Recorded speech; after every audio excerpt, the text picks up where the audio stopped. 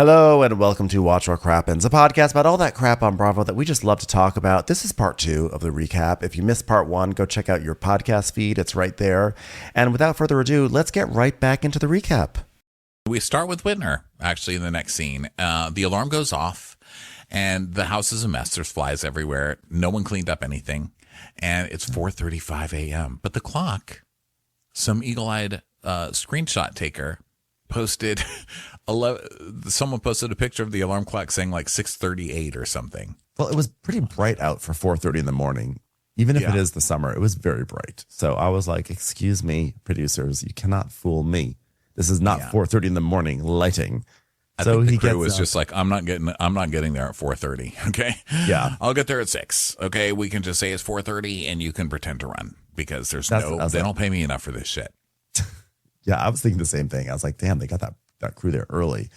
So he wakes up and he says that he wakes up at 4:35 sharp every day because he's a creature of habit and routine is important to me. Well, now I know why she left. She's so sick and tired of that fucking alarm going off at 4:35 in the morning. She's like, you know what?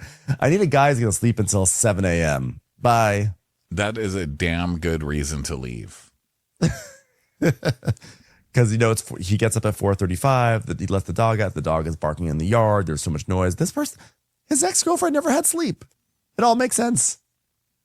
So his dog is named Bacchus, and I looked it up, and it says he's the Roman god of wine, agriculture, fertility, ecstasy, revelry, and the Roman equivalent of the Greek god Dionysus. He symbolizes liberation, the wild, and the transformative power of wine celebrated in. There's just a lot of pressure to put on a dog. Mm-hmm. Yeah. Especially a dog that wakes up so early. I feel like if that dog's doing all that stuff, like, let it sleep in. So we see him do his stuff. He goes, takes the dog out. He goes running. He meditates, which is lying on the couch for a while, which I'm into that. I do that every morning too. I didn't know I was so positive. I wake up, I take the dog. I don't run, but I wake up, I take the dog out, and then I lie on the couch for an hour. So yeah. And then at 7, so he meditates. And then this is like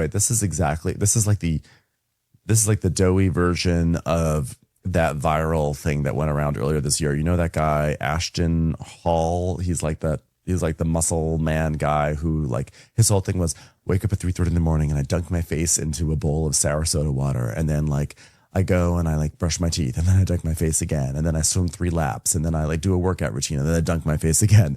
It was this thing. It had like millions and millions of views and everyone was parodying it. But he's like this, like, totally, like, he's selling this aspirational lifestyle where if you're like this, you can be like me, like muscular and beautiful. But this is like the Whitner version where it's like, yeah, I wake up at 4:30 in the morning and I run around and then I meditate and by 7 a.m. I'm going off to work.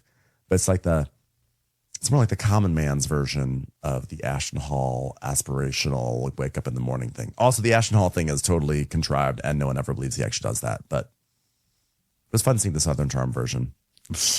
I'll get up. I go to work. Inspiration. Yeah, Ashton Hall. I'm looking him up.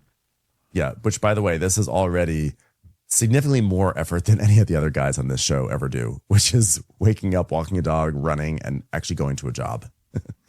The pictures that come up when you look him up is a bicep as he's lifting a weight, and then him staring into the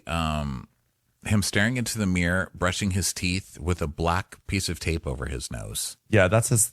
And he like sleeps with this thing over. It's like the guy. He's actually a ridiculous influencer. He's so stupid. Like, his stuff is so stupid.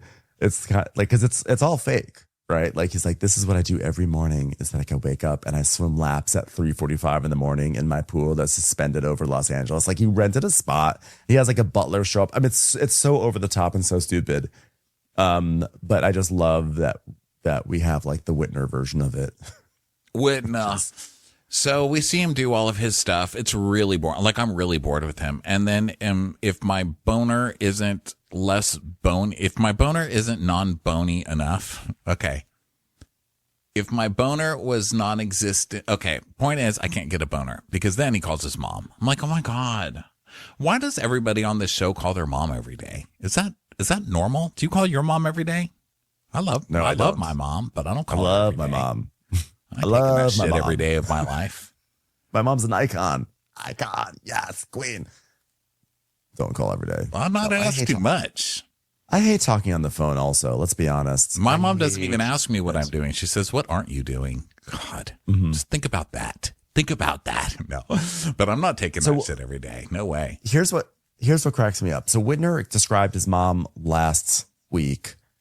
He said that his mom was like an anarchist. She's like, fuck the system, man. And we see like a picture of her like giving like a middle finger or being like, fuck this. It's like, wow, she's such a rebel, right? Wow, his mom's a rebel. So he FaceTimes his mom, who is like in France at some estate, being like, well, I'm just here in our French estate. Yeah. Estate. Isn't that I was like, wow, look at that. Look at that anarchist. And then he shows us another home, their big family farm home and all their this. compound. Like, yeah, my mom's a real fuck you. Yeah. Fuck the system. But I fuck like the system and the I way like that he's the way unbalanced. Yeah. Go on. Fuck this unfair, unbalanced system. I will talk about this from my third home. So she's like, I have my baby boy. Oh, what's up? Are you calling me? He's like, oh, just calling to catch up, mama. How's France doing? She's like, oh, it's awesome. You know what? I love the whole idea of Provence. I just love that idea. What a good idea they had. It's really, really cool. Hey, yeah, can you see the house in this FaceTime? Can you see the house? He's like, uh-huh. Oh my God, is that an olive tree in the middle? Classic anarchist tree, olives. Huh. Well, I'm a mama's boy through and through. I'm her favorite to the extent that me and my sister-in-law will walk in the house and she'll squeal and give me a hug. And it's like my sister-in-law's, his oldest sister is named Law?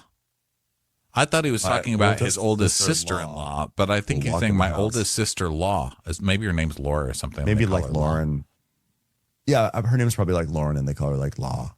Well, that would be really fucking annoying to be named Law and then have your brother become the lawyer. I would be so... And your mom be an anarchist. How awkward. Yeah. The mom is like, I fucking hate laws. No offense, sweetie. So Whitner is saying that he's sad that he's not in France.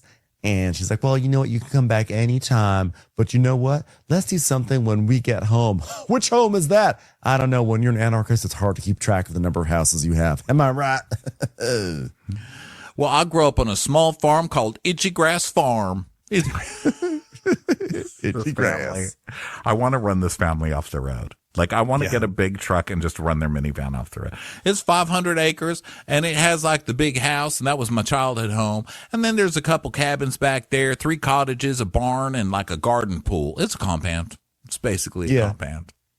I love going to Itchy Grass Farm, but sometimes I like to switch it up by visiting our other compound known as Rashy Leaves Meadows. God, I love that place, too. My family got this compound back in the day when it was called Itchy Ass Farm, and there's a reason for that. But, geez, add a G on there, and we got ourselves a compound. God, I love this family. Then it would just be Itchy Gas Farms, but we had that one, too. So then Beth is like... You're right. So we did need to get an R as well. You're right. We went through a few revisions until we could make it somewhat acceptable to the locals.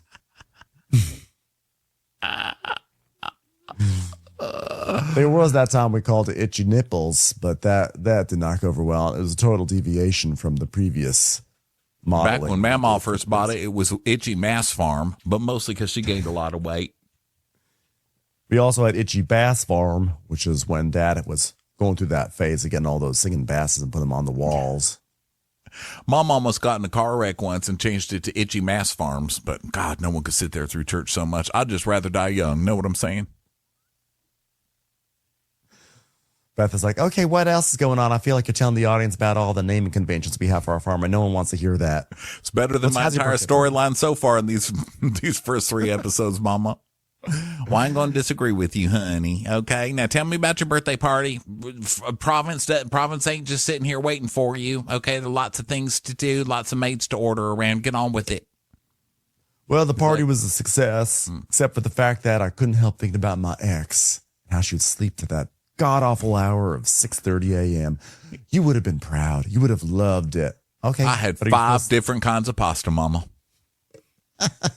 Were any from Provence? No. Well, then why were we even talking? And you're still single? I'm still single. Thank you, Mom. Jeez. Yeah, I somewhat feel the pressure of settling down and doing the wife and kids thing, you know. And then we see a flashback of a scene we haven't seen of his mother, Beth, sitting on the porch saying, I've got all these great houses for you guys to come back with when you've got a partner, okay? Because that's the plan. That's always been the plan. We will have no single people in this house. I'm married, Mama. Shut up, Law. No one's talking to you.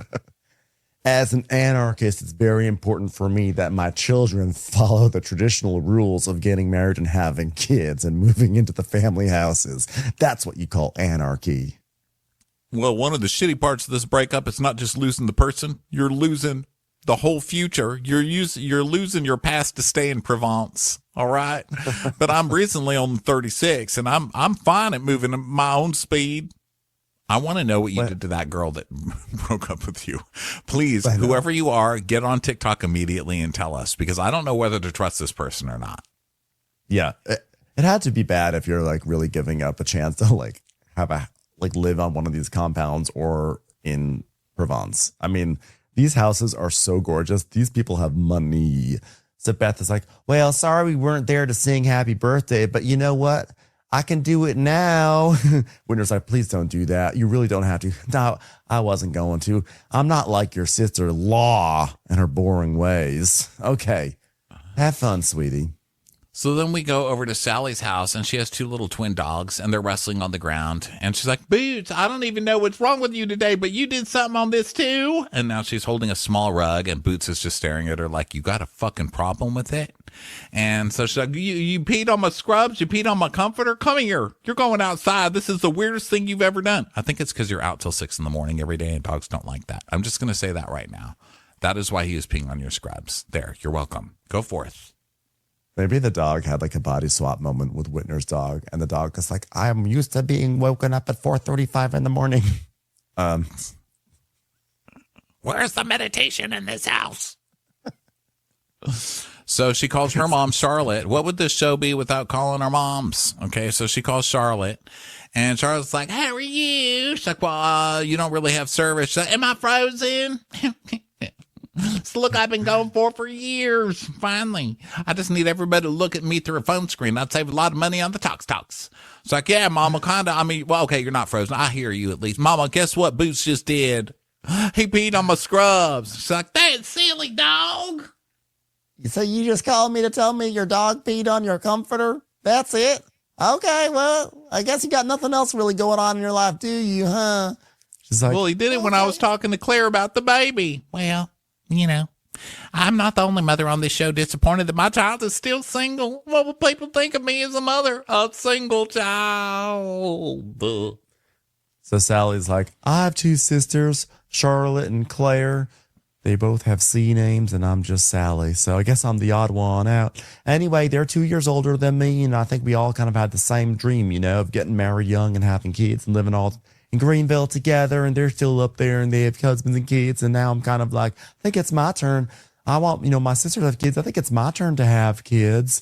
So that's my thing. I want to have a kid now. She's a my turn girl. I don't like that. I had a friend who was a my turn girl, which like there just came a certain point of time where she's like, when is it my turn? When is it my turn? I've been to weddings and I've been to this and that. I've had baby showers for other people. When is it my turn? And then when she finally found someone, she's like, it's my turn. Welcome to my bachelor party. I'm going to be the biggest monster. The biggest monster you have ever seen. Why? Because it's my turn, and I've been waiting in this line. Oh, really? You got me a stroller without an iPad screen in it? Get the fuck out of here. This is my turn. Yeah, monsters. They're all monsters. So, so she's going to clean her closet while her mom watches. And she's like, well, how was your dress-up party, honey? She's like, it was fun. Me and Charlie went to Craig's house after that and got in the hot tub. And we didn't really get home until 5 a.m. She's like, don't you know, like Mammy always said, nothing good happens after midnight. So do y'all just stay up all night chatting, or are you just being a little trollop, which is why you don't have a husband or a baby yet? Is that what's happening, Sally? Well, apparently Mammy was never invited to a hot tub at 5 a.m. Okay? Stop saying nothing good happens after midnight. Everything good happens after midnight. What are you talking about? For Mammy. Mammy owned Mammy owned Gremlins. That's why. She's like, I speak from experience. Mammy's, still can't go near she's like, a blender. well, also, Mammy was known around town for doing cocaine right in the middle of the day. So I don't know that I'd listen to her. So she's like, well, what else would, she goes, well, so what were you doing? Staying up all night chatting? She's like, what else would I be doing, mother? She goes, I don't know, unless it was a menage a trois. Mother! Mammy's like, stop saying those nasty words. So Sally's basically says that she was up until 4 a.m. in the hot tub with Craig and Charlie, and like, this is crazy. It's surprising me that nothing happened in this goddamn hot tub, because here I am up until 4 a.m., which I never do in your hot tub, and nothing happened. So she basically is like, why did we not hook up? Like, what the hell? Like, it's just weird. Like, what man has an attractive younger female in their hot tub and doesn't make a move? Fucking weird, man. It's probably because he wanted to go after Charlie and you were still there. Yeah, I think that's probably more like it. I think you put both options in front of him and you weren't the chosen one and you wouldn't leave.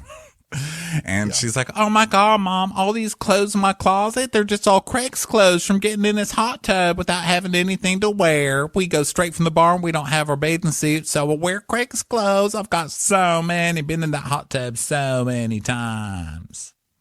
Yeah. Mm-hmm. So basically, Charlotte's like, okay, well, let's just hope Mammy can't see this television show, because she'd be real embarrassed of you right now. So don't have to say any more on TV now, honey. I feel bad for Sally. I feel like she's a Friday bagel. You know, it's like Bagel Thursday's coming up and so excited. And then she's just the bagel that's left there on Friday. You know, she's like $1 less. It's all dry. Doesn't understand. It's like, I'm a bagel. Why does anybody want to eat me? I'm a delicious carb. I'm a very thick carb. I think she's more like a Bialy. I think that the problem with, I feel like Sally last year, I was really a fan of Sally. I felt like she came in there, was like, fuck these guys, whatever. I'm like a young sexual woman. I was going to be engaged to this guy. I'm not, and I'm happy because I'm just going to live my life. I'm going to live my truth, and I'm going to have fun and do what I want, blah, blah, blah. And this season, there's like a desperation about her. That's like a little sad, I think. It's time for a commercial. It's time for a Crappens commercial. So then we go to Madison's house, and she's grilling with Hudson, which I think it's so cute that Hudson has her exact same voice. She's like, you want to grill? Yeah. He's like, yeah. All right, let's take everything out there. Okay, Mama, I took everything out there. Good job, Hudson. I love you, Mama. I love you, Hudson. And they like cut up some steaks, and then they serve some. Madison has a dog named Karen, which is so funny to me. You know, little known fact, you know, with my Roomba that's named Dolores, before Dolores was Dolores, she originally was named Karen. And because this predated the rise of like the Karen movement. That Karen started in 2020, but like we got our Roombas before 2020. And so my Roomba was called Karen.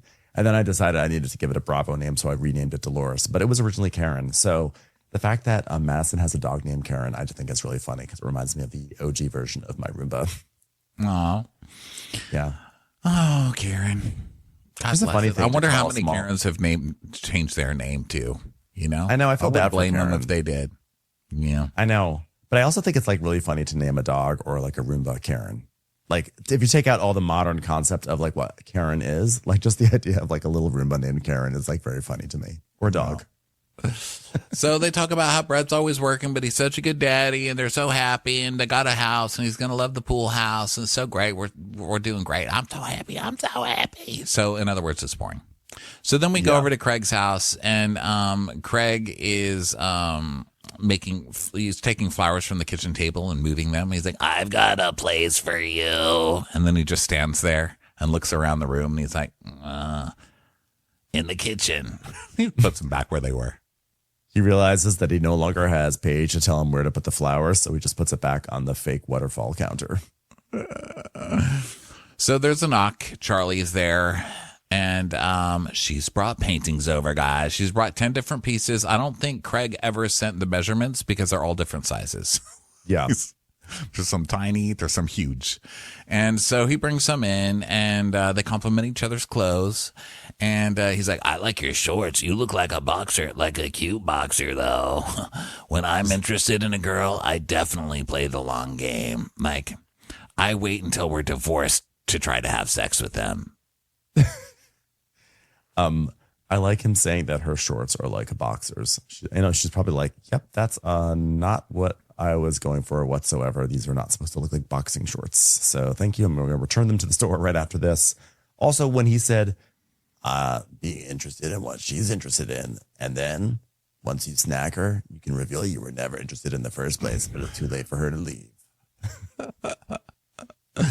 I'm pretending I'm really into art. Now, she has, I will say, I think she's got talent in what she does because she has read Craig like a book. She doesn't have any panda pictures or watercolors, which is what he's asked for. But she does bring, she brings, everything is that kind of art that looks like finger paints. Mm-hmm. And I think that was a good call. Yeah. Yeah, that's exactly what he would need. So she brings it over and she's taking photos of it and everything. And he's like, wow, that actually like works, this painting. She's like, you like it this way? Yeah, that looks amazing. Craig, you're looking at the painting backwards. You're looking at the back. Yeah, but I love the way that wire goes across the canvas. What a provocative image. That's literally what you use to keep the picture on the wall. Oh, so that's not the art. No, Craig.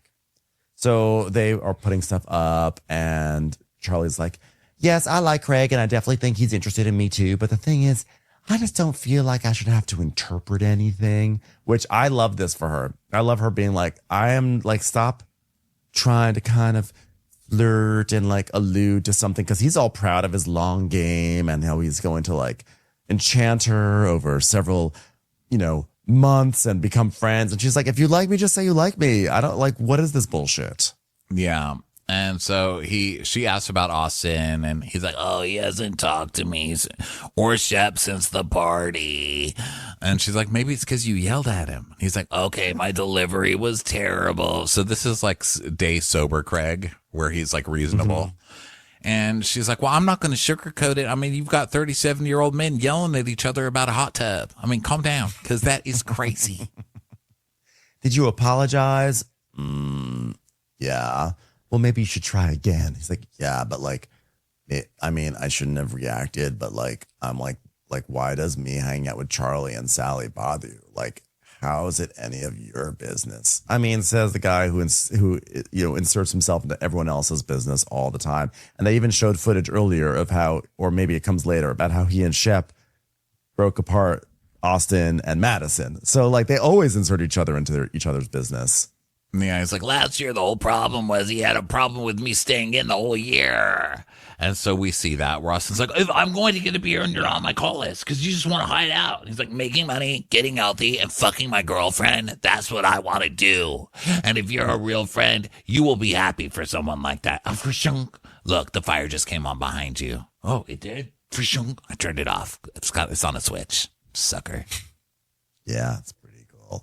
I think the thing is the reason why Austin and Shep get mad at Craig is not because like, oh, last year they were mad because he wouldn't come out and this year they're mad because he's partying. I think it's because Craig is always spinning a tale about who he is. He's like, I'm just a homebody these days and that's all I want to be is a homebody. It's like, yeah, no, but they're like, no, we're calling bullshit on that because it's more like you like, for whatever the bullshit is, we're calling bullshit. And now he's presenting a new version of himself. And so I think they're always just trying to poke holes in these versions that Craig is always putting up because at the end of the day, you got nothing for nothing. And quite literally, yes, you do get nothing for nothing because I think what they are saying is that there's no there with Craig. He was always trying on a new persona and you don't really know who the real one is. And I think the authenticity issues drive them nuts. And not that they're any great shakes themselves, but it drives them nuts, which is why they're always trying to poke holes in it because it's like he's always selling a story about who he is and what he's into now. And this is what he always has been. And how could you even say anything otherwise? And they're like, no, fuck you. We know you're lying right now. We know this isn't the real you. And they're never going to be able to get to the real Craig because maybe there is no real Craig.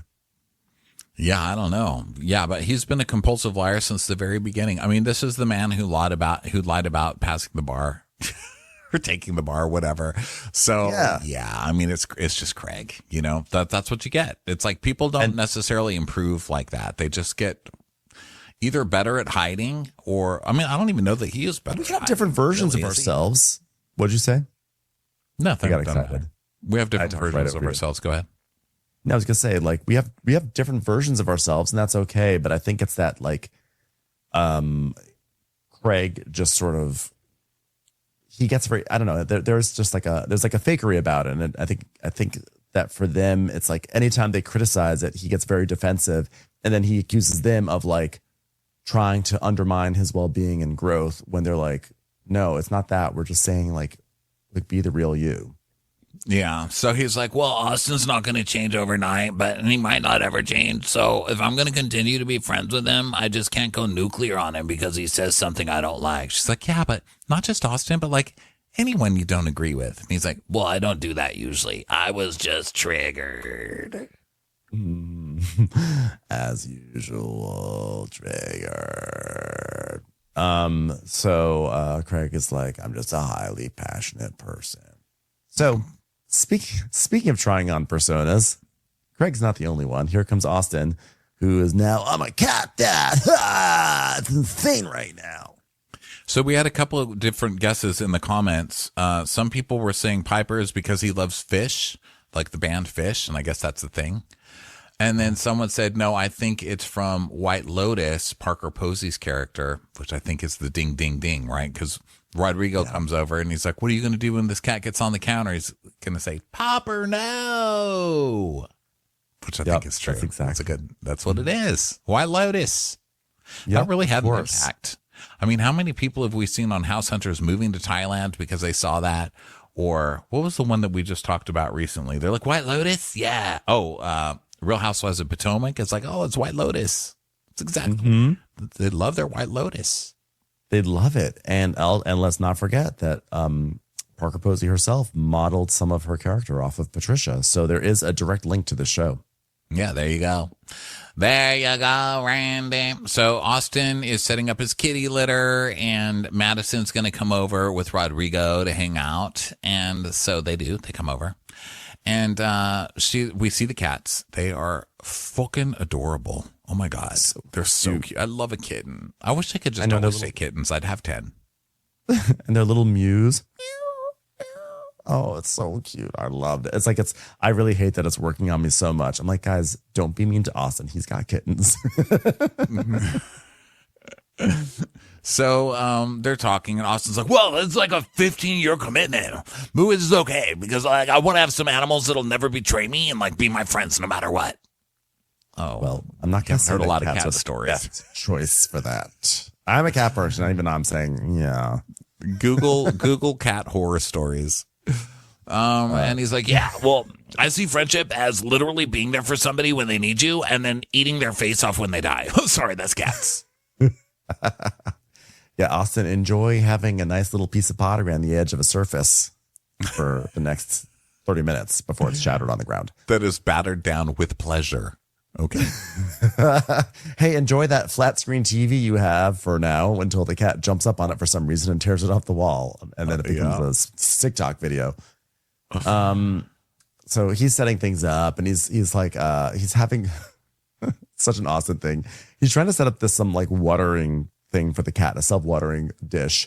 And he's talking to Madison on the phone. He's like, oh, I'm trying to set up their watering dish for running water. Freaking manual was like 30 pages long. It's insane right now. I mean, hey, Madison, you want to come over and like meet the kitties and yap with me and Rod and just go through this manual? I mean, it's crazy. I can't even figure it out right now. Okay, I'll come over there and watch you look like an idiot for an hour. Why not? So then Shep takes his dog to the best business I've ever seen, which is a dog park for adults that want to have a beer. I mean, this is a great idea. It's actually a nice dog park. There's turf. There's all these toys. There's all these things for the dogs to play on. And then you make money while people sit there all day with their dog. Very, very smart. It is actually quite smart. It is smart. It's called the Broken Leash Dog Park. And so little Craig runs off, and there's a golden retriever that like literally has its paws up on the bar. And Shep's like, hey, buddy, come around here often. Gosh, that was hilarious. So he meets up with Molly and her dog Zoe, and he is doing the awesome thing. He's spraying food all over because he's got food in his mouth and talking. He's like, "I got some snacks. This place is amazing. Have you ever been? Gosh, so good." So now they start gossiping about Craig, and Molly's like, "So like, oh, I'm sorry, they're gossiping about little Craig the dog because little Craig, there's some water thing." And little Craig is going nuts in it and keeps on jumping right into it as a hose, jumping into that hose, having the best time ever. Yeah. So now they talk about Craig, and they talk about Austin first. She's like, I haven't even heard of any of these whispers of like issues with Austin and Audrey. And he's like, whoa, I'm great friends with Austin, and he never confided in me, but I was approached in New York, and like, obviously I wasn't seeking information. I blabbered, but I didn't do it with ill intent. Grrr. Yeah, Craig had the ill intent. Yeah, gosh, Craig seems to be the town crier on that one. You know, Craig and Austin have a lot to sort out, and he used me a little bit to drive the stake in, but I am the one who told Craig, and it's on me. It's me. I'm the villain. It's me. Gosh. So he says that he's going to bet that Austin runs right back into Craig's arms before him, even though he wasn't the one who did the deed. And it's just this weird relationship they have. Molly's like, y'all need couples therapy. Ooh. And he's like, yeah, we do. We're mad so easily. We press each other's buttons. I mean, we've even gotten Craig to say triggered. Yeah, that's a lot. You know, and I'm someone who presses buttons for a living. Euphonium. That's good, though, at least that you feel bad, because a lot of people don't feel bad for the things they do or say. I don't know. I'm just trying to put a positive spin on your dysfunctional ass relationship. I really don't know what to say. I know. She's like, I'm going to try and make you sound less like a sociopath after you just said something like, yeah, we push each other's buttons and then we weaponize information and share information that we as friends shouldn't share. She's like, well, you're still a good person because at least you know you're a terrible person. So that makes you... good person. This feels like calculus. just like I'm working with so little here. I really can't help you. I'm trying to give you a pep talk, but you're really complicit with this situation. Yeah. So she's like, well, I've been like a super shitty person in my past, so I get it. I'm like, could we go to the past and cast that person? Because I would love to see shitty person Molly on my TV. Yeah, I would like that too. That'd be wonderful. So Austin won't even call him back. And Shep's like, you don't think I should call again? I'll look stupid, right? She's like, well, I mean, if he's not answering, well, maybe you can call him and you can be like, oh, you don't have to say I'm here. Just be like, I met with Shep and he knows you might want to talk with him or see him. I don't know. Could you do something like that?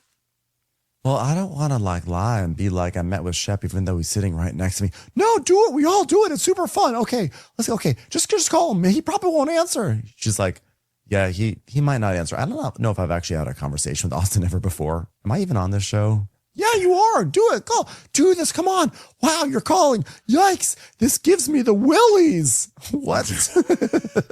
Jay Williker, give him a call. Turn the dials.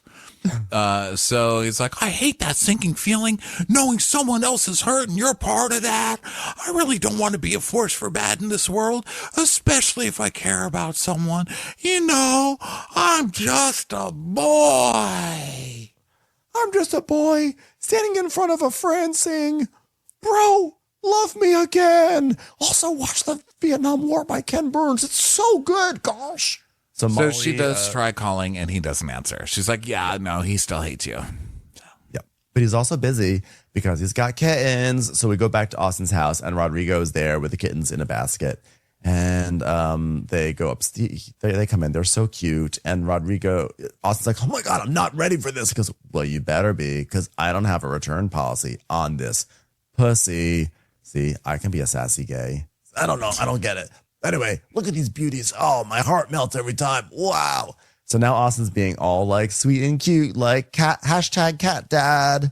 Yeah. And Rodrigo asks about Audrey and he's like, well, I might even drive there and bring the cats because I'm feeling like I just want to get out of town for a little bit. You know, that's what Audrey's good for. It's a bed to stay in when I can't be in this town because all my friends hate me. Yeah, seriously. It was me to have the support of my girlfriend and the gullibility too. You know, security with me and Audrey is like here, which is very high. I mean, it's the very, very top. So it's great. So now Madison shows up and she's like, that's a lot of stairs. Wow, you made me really climb very high. And she sees the kittens, and they're like, oh, this is cute and everything, and etc. So then they start gossiping because that's what they're really here for. So she's like, Yeah, I was really shocked that night. I mean, for me, I know you're going to laugh when I say this, but in a way, Craig, for the last few years, I've really looked up to him. I was like, my God, you've changed. You're doing well. Your business is a priority. Your relationship is good. And it's just like, I mean, is he born for Gordon? But I just wanted, then he got so aggressive and angry. He just is so quick to flip. But Craig never really changed, did he? I mean, he behaved a little bit better with Paige, but he still had at least a couple of those flip outs last year. Like, I don't know why. yeah, but I think think why everyone's acting like Craig actually just came out of rehab, because he never really concentrated very much on that. He was like, I am an alcoholic. Well, he's drunk. I've never really bought that anyway. But yeah, he has been doing better. Yeah, he really sold it that he's now a suburban guy. He wants to have a family. He's a professional. He can't go and party because he has to plant things for Instagram. This is a job. He's going to be the next Martha Stewart. He's growing. He's doing bigger and bigger and better things. And, you know, his business was flourishing and he's killing it. And so, like, they're like, wow, he really did turn things around. But it turns out, like, no, still the same person. Yeah, so she's like, well, I mean, I thought he changed, but he's still a horrible person. He goes, yeah.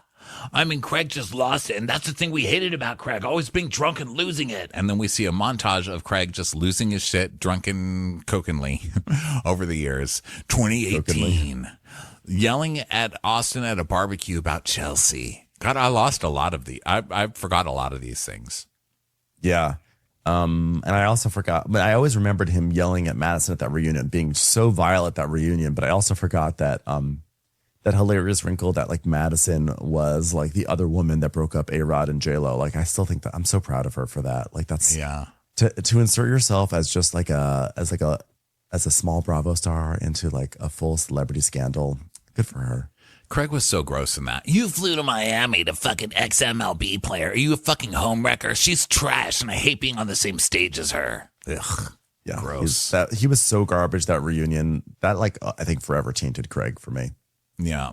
So Madison's like, well, I thought he was working on being sober, so to see him kind of backtracking, that's unfortunate. I mean, Craig was making it sound like Shep was there witnessing you cheating, but it wasn't even that. I mean, I still have a good TikTok video of you grabbing your wiener and screaming, that's insane, Madison. What does he have? Nothing. That's exactly what I'm saying. That's what she said that I said. See what I did there? Like, I'm more sad than anything. Like, these were like my friends. They were so happy and so willing to sucker punch me, bro. So you're shocked that they threw you under the bus then? He's like, yeah. She goes, well, I'm not. I mean, it's kind of a pattern at this point, don't you think? I mean, anytime you feel like you're in a relationship, these two idiots are single, they're going to try and sabotage it or take it down. And then she tells us, listen, they broke us up, and we see another montage of Craig, but this time it's Craig and Shep being monsters. And God, They are really assholes. So whenever you fall for this, Shep is such a sweet guy. Just remember this. She has your hooks in you, man. She has an opening. Why? I want to know why. I want to know why. No, just cut the bait and see ya. Say see ya. So Rodrigo's basically like, yeah, well, guess what? You're their punching bag. So why do you even give them so much grace? He's like, I don't know, man, because I'm a cat dad. He's like, well, cut the shit, man. He's like, well, because I thought they were my real friends, you know? Ugh. But obviously they're not. Dun, dun. Wow, will Craig, Austin, and Shep ever make up? Yeah, the saga continues. What is going to happen? Well, everyone, thanks for being here. What a delight. We'll be back tomorrow with some Real Housewives of Beverly Hills. And until then, don't forget to follow us on Instagram, and we'll catch you on the next episode of Watch What Crappens. Bye, everyone. Watch What Crappens would like to thank its premium sponsors. Ain't no thing like Allison King. It's always a party on Allison Block. Our way is the Amber way. It's the Foster and the Furious. It's Amanda Foster. It's always automatic with Ashley Auto. Put your hands together for Carly Clapp. Get on the right foot with Chrissy Offit. We never miss our call. It's Diane Call. Sunday in the Park with Dylan Clark. Big Yay. It's Emily Gauthier. Aaron McNicholas. She don't miss no trickolas. Hava Nagila Weber. You'll never hide from Heidi Eleanor Jones. I go, you go, we all go for Hugo. Jamie, she has no last namey. She's our kind of mess. It's Jennifer Messer. Sipped some scotch with Jessica Trotch. She's our favorite streamer, Caroline Peacock. Kristen the Piston Anderson. Get a bee in your bonnet with Lacey B. Que sera, sera, whatever will be, will Lauren Silsby. She gets an A from us. It's Lindsay D.